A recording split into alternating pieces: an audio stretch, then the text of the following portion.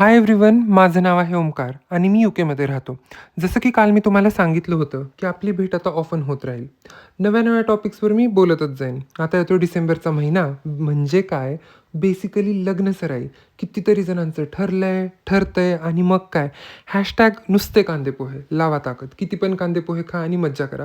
कांद्यापोह्यावरून मला आठवलं, when we talk about gender equality, it always comes to the point where we the Indian society has allocated the gender-based role to the woman of चूल and मूल, which is basically child and the kitchen.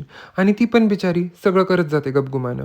माझ्या किंवा माझ्या भावाच्या अंगात अशी toxic मॅस्क्युलिनिटी कधी नव्हतीच, कारण आम्हाला संस्कार करणारी आई होती आणि त्याहून महत्त्वाचं कॉपरेटिव्ह बाबा, जे नेहमी लेड बाय एक्झाम्पल असतात आणि आईला मदत करायची आणि करत पण आहेत. भारतामध्ये असताना कसं सगळ्या गोष्टी हातात मिळायच्या आणि वापरून झालं की बुडा शेजारी ठेवायची सवय असायची.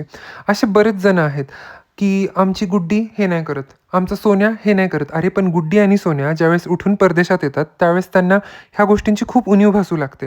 मेन गोष्ट म्हणजे तुमच्या हातचा सारखा स्वयंपाक त्यांना भेटणार नाही. ही गोष्ट जाणून घेणं खूप महत्त्वाचं आहे. रोज उठून तुम्ही बाहेर पण खाऊ शकत नाही. खिशाला परवडत नाही, किंबहुना तब्येतीला ते परवडत नाही.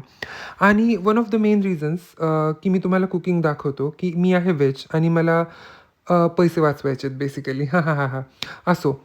जेन झी लोक किंवा त्याच्या पुढची जी काही जनरेशन आहे, त्यांनी एक गोष्ट शिकली पाहिजे, ती म्हणजे आपण जसं खातो तसं आपल्याला बनवता आलं पाहिजे. आणि we have to be thankful. Not only thankful, but we have to help while we are cooking or someone is cooking, right? पोह्याकडे वळतो. लातूरमध्ये संजय क्वालिटी नावाचं एक हॉटेल आहे. तिथले पोहे मला प्रचंड आवडतात. ते उडदाचं पापड, त्याच्यानंतर पोह्यावरती टाकलेले तळलेले शेंगदाणे, त्याच्यानंतर दही आणि ती शेंगाची चटणी. वाह, वाह, वाह, वाह! विचारूच नका. पोहे खाण्यासाठी माझा मित्र पण आला होता ओंकार आणि त्याला पोहे प्रचंड आवडतात. गप्पा मारत-मारत पोहे आमचे अगदी छान फस्त झालेले. पोह्याची रेसिपी तुम्ही बघितलीच आहे. आधी पण मी खूपदा टाकली आहे. म्हणता-म्हणता इव्हनिंग झाली. मला एका कॉन्फरन्सला जायचं होतं, which was about agile Yorkshire, जी मी प्रत्येक महिन्याला अटेंड करतो, which is something related to my work. ती अटेंड करून आल्यानंतर सुंदर असा सनसेट डोळ्यात साठवला आणि घरी आलो. उद्यापासून व्लॉगमध्ये वेगवेगळ्या गोष्टी आणि विचार मांडण्याचा मी प्रयत्न करेन. तोपर्यंत लाईक, शेअर, सबस्क्राईब